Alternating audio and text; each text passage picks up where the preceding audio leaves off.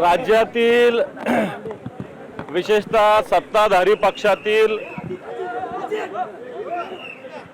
कलंकित, भ्रष्टाचारी व असंवेदनशील मंत्री असतील, आमदार असतील, यांना ताबडतोब बडतर्फ केलं पाहिजे ही मागणी घेऊन महामहिम राज्यपाल महोदयाची भेट आज शिवसेनेच्या सगळ्या शिष्टमंडळाने घेतली।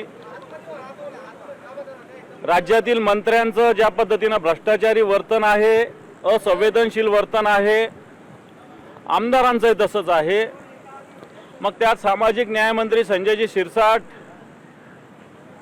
यांचा प्रत्यक्षात नोटा घरामध्ये बॅगमध्ये खचाखच भरलेल्या नोटांची बॅग,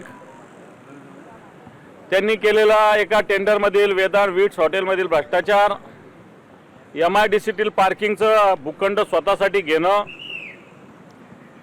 त्याप्रमाणे राज्याचे कृषी मंत्री माणिकराव कोकाटेंनी शेतकऱ्यांविषयी गैरउद्गार काढणं, ढेकळाचे पंचनामे करायचे का, कृषी खातं ओसाडगावची पाटीलकी आहे।